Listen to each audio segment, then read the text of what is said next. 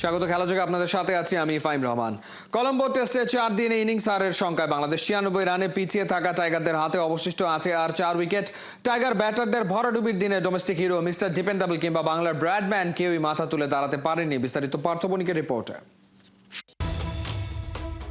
Wicket বিলিয়ে দেয়া, হতাশ চোখে চেয়ে থাকা, মাথা নিচু করে মাঠ ছাড়া, শ্রীলঙ্কায় 4টা ইনিংসে এনামুল বিজয়ের এই এক ছবি। কলম্বোতে আরো একবার ব্যর্থ বিজয়। পারফরমেন্সে বিচারে টাইগার ফ্যানরা একে বিজয়ের শেষ টেস্ট হিসেবেই দেখছেন, যেখানে বিদায় আছে কিন্তু গার্ড অফ অনার নেই। গল টেস্টে 2 ইনিংসে 0 আর 4 রান, ম্যাচ ড্র হওয়ায় বাকিদের কারণে পার পেয়েছিলেন। কিন্তু এবার কলম্বোয় যখন তাকে বেশি দরকার, তখনই তিনি শুরু করলেন ওয়ানডে ব্যাটিং। আসিতা ফার্নান্দোর শট বলে পুল করলেন ঠিকই, তবে একটু আগে ভাগে। ফলাফল বল আকাশ থেকে সোজা শর্ট লেগে ফিল্ডারের হাতে। 19 বলে 19 রানে ব্যর্থতার 16 কলা পূর্ণ করেই বিজয় হাঁটা ধরলেন উল্টো দিক।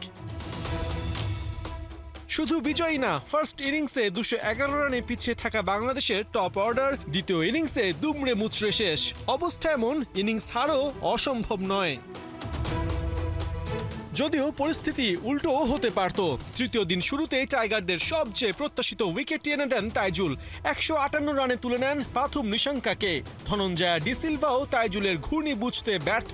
লঙ্কান ক্যাপ্টেন লেগ বিফোর হয়ে ফেরেন মাত্র 7 রানে। হাত খুলে খেলার আগে ব্যক্তিগত 10 রানে প্রভাত জয়সূর্যাকে তুলে নেন নাহিদ রানা। তবে মারকাটারি ব্যাটিংয়ে লঙ্কানদের রানের গতি বাড়িয়ে দেন কামিন্দু মেন্ডিস। নাইমের বলে বোল্ড হবার আগে 41 বলে খেলেন 33 রানের ইনিংস। এদিকে সেঞ্চুরি মিস করেন কুশাল মেন্ডিস। 84 রানে রান আউটের শিকার হয়ে আক্ষেপে পড়েন। সেকেন্ড সেশনে লঙ্কানরা অল আউট 458 রানে। Credit goes to Taijul. Test ক্যারিয়ারে 17তম বারের মতো ফাইফারের দেখা পান এই বাঁহাতি স্পিনার। দ্বিতীয় ইনিংসে সাদমান বিজয় ওয়ানডে স্টাইলে ব্যাটিং শুরু করেন। 41 বলে গড়েন 31 রানের জুটি। কিন্তু ফরম্যাটে ভিন্নতা বিজয়কে স্মরণ করাতে সময় নেননি আসিতা ফার্নান্দো।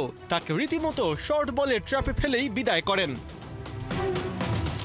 পরের ওভারে সাদমানও ধরেন উল্টো রাস্তা। 12 রানে তাকে ফেরান প্রভাত জয়সূর্যা।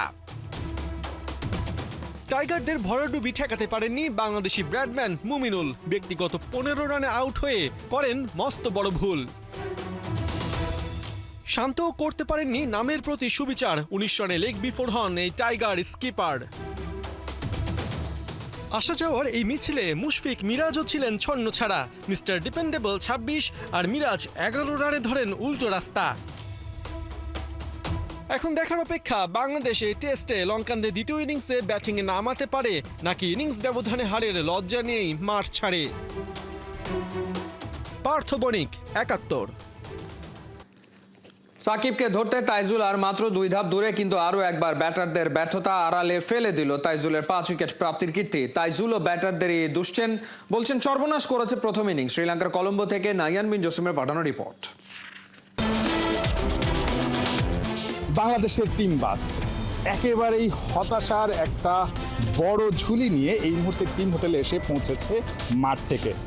পুরো দিনে বাংলাদেশ যে ধরনের ক্রিকেট খেলেছে তাতে করে আত্মতৃপ্তির কিংবা ভালো কিছুর আসলে ছাপ ছিল না, একমাত্র তাইজুল ইসলামের 5 উইকেট প্রাপ্তি ছাড়া। তাইজুল ইসলাম ক্যারিয়ারে 17তম বারের মতো 5 উইকেট নিয়েছেন। তার সামনে আছেন কেবল সাকিব আল হাসান, যিনি কিনা 19 বার 5 উইকেট নেওয়ার কীর্তি করেছেন। পোস্ট ম্যাচ কনফারেন্সে এসে বাংলাদেশের ব্যাটিংয়ের চাইতে তাইজুলের পারফরমেন্স নিয়েই কিন্তু অনেক বেশি প্রশ্ন ছিল। সাকিব ভাইকে ছাড়াইতে পারি বা পারি না, এটা আসলে অবশ্যই সাকিব ভাই অনেক বড় একটা ক্রিকেটার। তো আসলে এটা একটা যে একটা আছে না, আপনি যখন একটা লিজেন্ডদেরকে ছাড়াই যাবেন আপনার নিজের মনের মধ্যে একটা ভালো লাগা কাজ করে। তো সেদিক এটা একটা পারফরমেন্স খেলা, তো সেদিক থেকে আমার ভালো লাগাটাই স্বাভাবিক। বাংলাদেশ এখনও 96 রানে পিছিয়ে আছে এই টেস্টে, অর্থাৎ 6টা উইকেট পতনের পর বাংলাদেশের হারটা এখন শুধুই মাত্র সময়ের ব্যাপার। চতুর্থ দিনেই বাংলাদেশের হারটা হয়তোবা নিশ্চিত হয়ে যাবে। বাংলাদেশের ব্যাটারদের ব্যাটিং ব্যর্থতার কারণ স্পিনার তাইজুল ইসলাম হয়তোবা আপ টু দ্য মার্ক, অর্থাৎ একেবারে শতভাগ তিনি ঠিকঠাকভাবে বলতে পারবেন না, বাট তার কাছে মনে হয়েছে প্রথম ইনিংসেই বাংলাদেশ অনেকখানি ছিটকে গেছে এই টেস্ট থেকে। না, এখানে রিজন বলতে যে ট্রুলি যে আমরা ভালো ক্রিকেট খেলি নাই, হয়তোবা আমরা সব মিলায় যদি একটা ভালো ক্রিকেট খেলতাম হয়তোবা আমরা ভালো একটা জায়গায় থাকতাম। তো এখানে রিজন আসলে বড় করার কিছু নাই।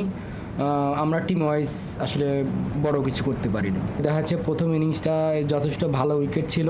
আমরা যদি ওইখানে আপনি একটা জিনিস খেয়াল করবেন যে প্রত্যেকটা ব্যাটসম্যান আমাদের সেট হয়ে আউট হয়েছে 25-30 এমন করে। হয়তোবা এই রানগুলো যদি আমরা কেউ 2টা সেঞ্চুরি বা কেউ 2টা 50 এরকম করে যদি হয়তোবা আমরা আজকে অনেক ভালো একটা পজিশনে থাকতাম।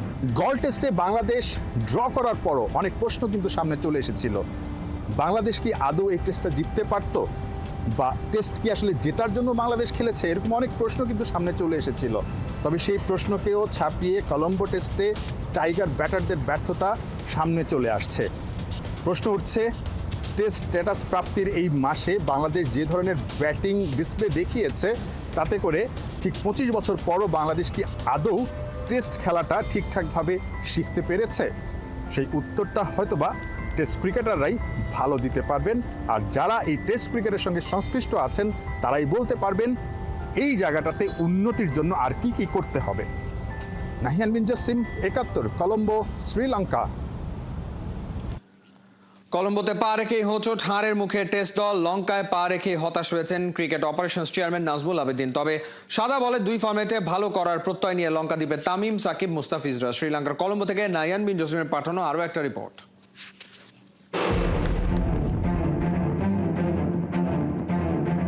ঢাকা টু কলম্বো মাত্র 3 ঘন্টার জার্নি। এই সময়টুকুতে খুব বেশি ক্লান্তি ছোঁয়ার কথা নয় ক্রিকেটারদের, কিন্তু টিম হোটেলে পৌঁছার পর সাদা বলের ক্রিকেটারদের সাদা শুভ্র কাঠগোলাপ দিয়ে যখন অভ্যর্থনা বা শুভেচ্ছা জানানো হচ্ছিল, তারপরও তানজিদ তামিমদের চেহারায় একটা মলিন ভাব, হতাশার ছাপ কিন্তু স্পষ্ট ছিল। একটাই কারণ, যখনই তারা ঢাকা থেকে কলম্বোয় পা রেখেছেন, মোবাইল স্ক্রিনে বাংলাদেশ টেস্ট দলের যে স্কোরটা সেটা স্ক্রল করতে গিয়ে খুব সম্ভবত বড়সড় একটা ধাক্কাই খেয়েছেন। কারণ ঢাকা থেকে দেখে এসেছেন বাংলাদেশের কোনো উইকেট যায়নি, কিংবা বাংলাদেশ হয়তো তখন ব্যাটিংয়েই নামেনি, কিন্তু নামার পর দেখছেন 6টা উইকেট চলে গেছে। অর্থাৎ এই টেস্টে বাংলাদেশ এখন পরাজয়ের অপেক্ষায় আছে। টিমের সঙ্গে এসেছিলেন বাংলাদেশ ক্রিকেট দলের অপারেশনস কমিটির চেয়ারম্যান নাজমুল আবেদিন ফাহিমও। কতটা হতাশ আসলে পুরো দল? খারাপ সংবাদই হয়তো আপনারা মোবাইল স্ক্রিনে দেখতে পেয়েছেন যে টেস্টে খুব একটা ভালো অবস্থানে বাংলাদেশ এই মুহূর্তে নেই। একটু ধাক্কা খেলেন কিনা, আর ওয়ানডে টিমের একটু আপডেটটাও বলবেন। অবশ্যই ধাক্কা খেয়েছে। আমার এক্সপেকটেশন ছিল প্রথম টেস্টে আমরা যেভাবে খেলেছি সেখানে যে ক্যারেক্টার দেখিয়েছে বাংলাদেশ দল, দ্বিতীয় টেস্টেও জয় পরাজয় তো পরের ব্যাপার, বাট সেই ক্যারেক্টারটা আমরা দেখতে পাবো, একটা প্রতিদ্বন্দ্বিতা দেখতে পাবো। হতে পারে যে এই উইকেটে প্রথম দিন ব্যাট করতে গিয়ে আমরা একটু স্ট্রাগল করেছি, বলারদের সাহায্য ছিল, দ্বিতীয় দিন ওরা সহজে ব্যাট করেছে, কিন্তু তারপরে মানে যে আমরা প্রথম দিনই একটু ভালো খেলতে পারতাম। যারা সেট হয়ে গিয়েছিল এবং 3-4 জন সেট হয়েছিল, এটা উচিত ছিল তাদেরই লম্বা ইনিংস খেলা এবং প্রথম ইনিংসে একটা রিজনেবল স্কোর করা, যেটা প্রতিপক্ষ কিছুটা হলেও চাপ খেলতে পারতো। এই বহরে বাংলাদেশ ক্রিকেট দলের সব ক্রিকেটারদের দেখা গেল, তাসকিন আহমেদ এবং নাইম শেখকে কিন্তু দেখা যায়নি। তারা কি আসলে তাহলে ওয়ানডে দলের সঙ্গে কিংবা টি-20 দলের সঙ্গে যোগ দিবেন না, নাকি আসেননি? সেই প্রশ্নটা ছিল। জানা গেছে তারা আগামীকালই দলের সঙ্গে যোগ দিবেন এবং একেবারে কাল থেকেই তারা প্র্যাকটিসটা শুরু করবেন।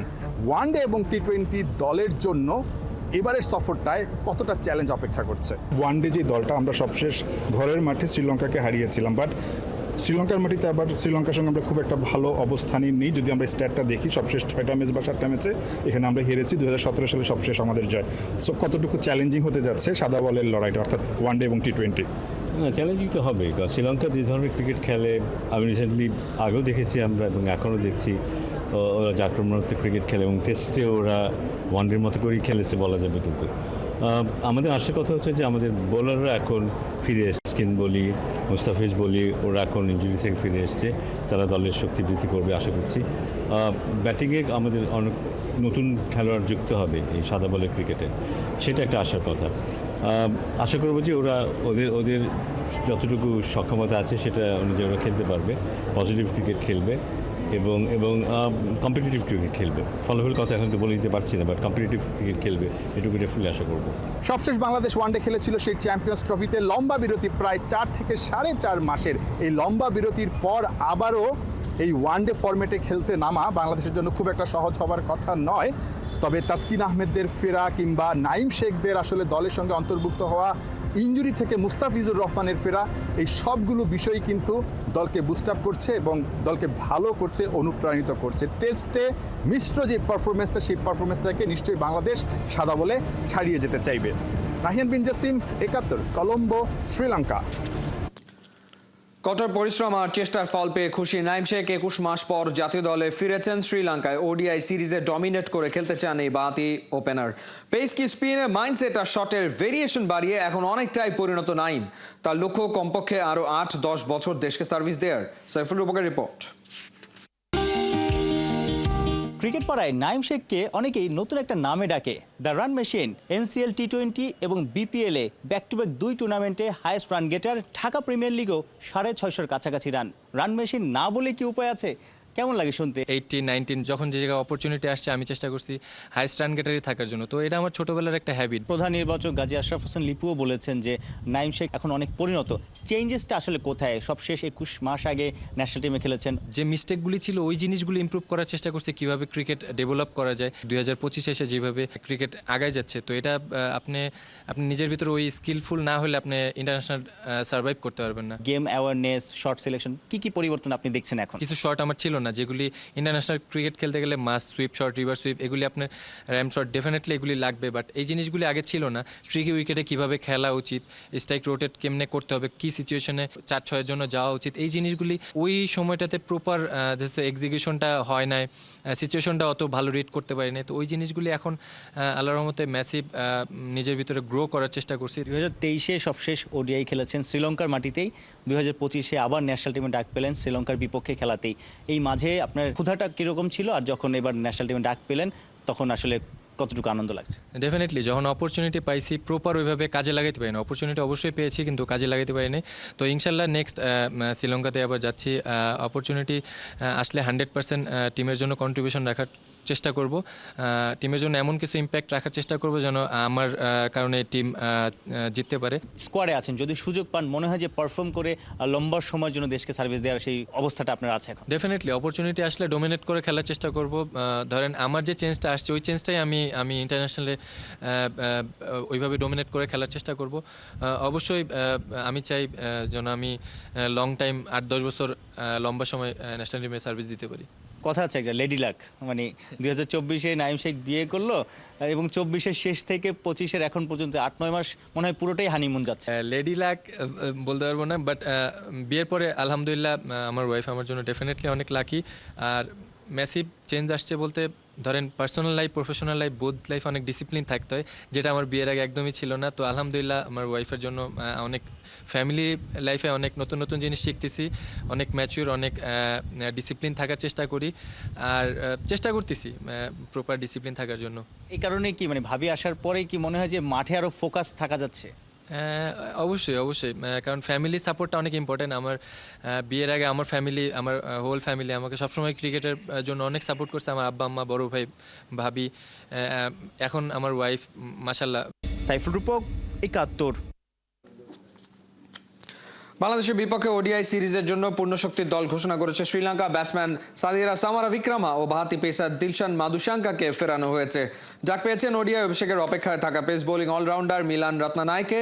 ঘরের মাঠে 3 ম্যাচের সিরিজের জন্য চারিতা আসালাঙ্কার নেতৃত্বে 16 সদস্যের দল ঘোষণা করেছে শ্রীলঙ্কা ক্রিকেট।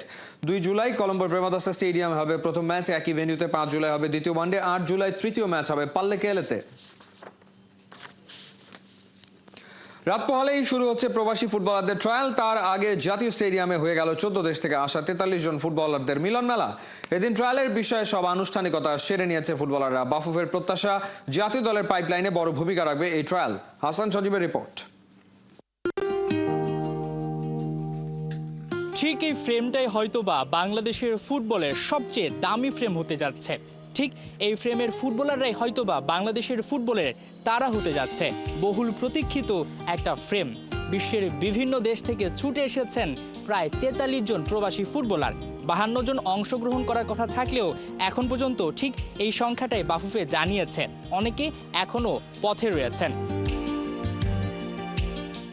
ট্রায়ালের আগের দিন ঠিক ফুটবলাররা কি করলেন? প্রথমেই তারা তাদের রেজিস্ট্রেশন সম্পন্ন করেছেন, এরপর একটা ওরিয়েন্টেশন প্রোগ্রাম হয়েছে যেখানে তাদের বুঝিয়ে দেওয়া হয়েছে ট্রায়ালটা কিভাবে হবে, কোন প্রসেসে হবে, সব কিছু। ফাইনালি 48 ক্যান্ডিডেটস আসছে আল্লাহর মতে 14 কান্ট্রিজ থেকে। ওনাদের রেজিস্ট্রেশন এবং ওরিয়েন্টেশন হয়েছে। তারা নিজেদের খরচে এত দূর এসছে, বাংলাদেশে এসছে ছেলেদের ট্রায়াল দেওয়ার জন্য। তাদেরকে আমরা ধন্যবাদ জানিয়েছি এবং একই সাথে তাদেরকেও ব্রিফ করা হয়েছে যে আগামী 3 দিন কী হবে। সো আপনি ইন নাটশেল বলতে পারেন এটা রেজিস্ট্রেশনের ওরিয়েন্টেশন ডে ছিল আজকে।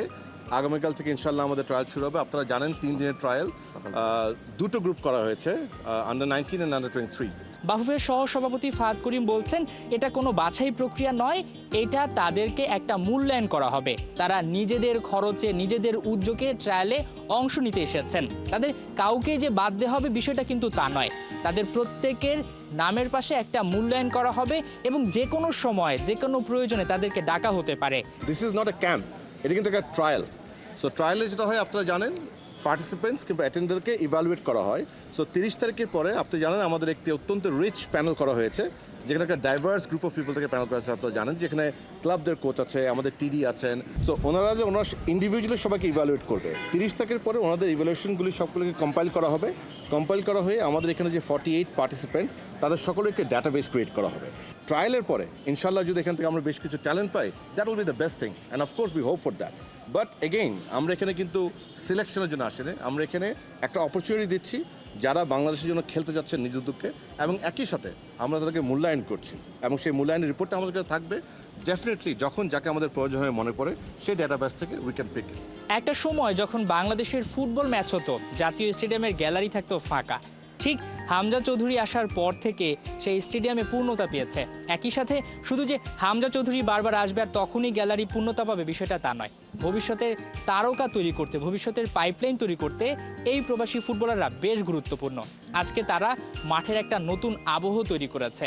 একটা সময় হয়তোবা ঠিক এই জাতীয় স্টেডিয়ামে সব সময় যখনই বাংলাদেশের ম্যাচ হবে সেই গ্যালারি কানায় কানায় পূর্ণতা পাবে। এখন দেখার পালা প্রবাসী ফুটবলাররা বাফুফের কতটুকু প্রত্যাশা পূরণ করতে পারেন। হাসান সজীব, ৭১, জাতীয় stadium, Dhaka. FIFA club world কাপের গ্রুপ পর্বটা শেষ ভালোই শেষ করলো রিয়াল মাদ্রিদ। এইচ গ্রুপে নিজেদের শেষ ম্যাচে আরবি সালজবুর্গকে ৩-০ গোলে হারিয়ে গ্রুপ চ্যাম্পিয়ন হয়ে রাউন্ড অফ 16 এর নাম লিখেছে স্প্যানিশ জায়ান্টরা। এই গ্রুপের দ্বিতীয় দল হিসেবে নকআউট স্টেজে নাম লিখেছে সৌদি প্রো লিগের ক্লাব আল হিলাল। খালিদ জামিলের ম্যাচ রিপোর্টে বিস্তারিত। অস্ট্রেলিয়ার ক্লাব আরবি সালজবুর্গ মাইটি রিয়াল মাদ্রিদের কাছে ওদের তো পাত্তাই পাওয়ার কথা নয়, কিন্তু তারপরও দুরু বুক। কারণ ক্লাব ওয়ার্ল্ড কাপের গ্রুপ পর্বে নিজেদের শেষ ম্যাচটায় কোনোভাবে যদি পচা শামুকে পা কাটে, কোনো কারণে যদি জয় মিস হয়ে যায়, তাহলেই তো পরের রাউন্ডে যেতে ওরা পড়ে যাবে অনেক যদি কিন্তুর মার প্যাচে। তাই তো অতি সতর্ক Real Madrid. Coach Xavi Alonso আগের দিনই বলে রেখেছেন চোখ বন্ধ করে এই ম্যাচটা কেবলই 3টা পয়েন্টের জন্য খেলবে তার দল রিয়াল মাদ্রিদ। প্রথম থেকেই একের পর এক সুযোগ তৈরি করলেও সালজবুর্গের 18 বছর বয়সী গোলকিপার ক্রিস্টিয়ান শাভিশিৎস্কি ছিলেন ভীষণ শার্প। তবে বেশিক্ষণ নিজের গোলভারটা আগলে রাখতে পারেননি, কারণ রিয়ালের অ্যাটাকিং লাইন আপে এদিন যে ছিলেন ওদের ব্রাজিলিয়ান রিক্রুট ভিনিসিয়াস জুনিয়র। ম্যাচের 40 মিনিটে তার সুবাদেই প্রথম লিড নেয় লস ব্ল্যাঙ্কোস। খানিক আগে তারই একটা পয়েন্ট ব্ল্যাঙ্ক রেঞ্জের শট আটকে দিয়েছিলেন অস্ট্রেলিয়ান ক্লাবটার গোলকিপার। তবে এবারে জুডে বেলিংহ্যাম পারফেক্টলি পাস দিয়েছিলেন তার ব্রাজিলিয়ান সতীর্থকে। ফার্স্ট হাফের অ্যাডেড টাইমে পাইভোটাল রোলে দেখা গেল ভিনিসিয়াসকে। ডি বক্সে একটা লস বল ব্যাক হিলে ঠেলে দেন ফেদেরিকো ভালভার্দেকে। সেই মৌকা ভালোভাবেই কাজে লাগান ওদের উরুগুয়ান রিক্রুট। সেকেন্ড হাফেও রিয়াল ডমিনেট করেই খেলেছে, তবে একের পর এক সুযোগ নষ্ট হয়েছে তাদের। 84 মিনিটের মাথায় গঞ্জালো গার্সিয়া আরেকটা গোল করে যদিও স্কোর লাইনটা নিয়ে গেছেন 3-0-তে। এই জয়ের সুবাদে টুর্নামেন্টের এইচ গ্রুপ থেকে চ্যাম্পিয়ন হয়েই রাউন্ড অফ 16 এর নাম লেখালো স্প্যানিয়ার্ডরা। 2 জয় আর 1 ড্রয়ে 7 পয়েন্ট তাদের। এই গ্রুপে 2 নম্বরে থেকে কোয়ালিফাই করেছে সৌদি প্রো লিগের ক্লাব আল হিলাল। একটা জয় আর 2 ড্রয়ে তাদের পয়েন্ট 5। একই সাথে সেট হয়ে গেছে ওদের নকআউট স্টেজের লাইন আপও। সেখানে রিয়ালের প্রতিপক্ষ হবে এইচ গ্রুপের runners up Italian giant Juventus. Al হিলালের প্রতিপক্ষ ওই একই গ্রুপের champion Manchester City. Khalid Jamil, ৭১। এই ছিল এই মুহূর্তের খেলা যোগে সরাসরি সংবাদ অনুষ্ঠান দেখতে চোখ রাখুন ৭১-এর ফেসবুক পেজ এবং সাবস্ক্রাইব করুন ৭১-এর ইউটিউব চ্যানেল ৭১-এর সাথেই থাকুন।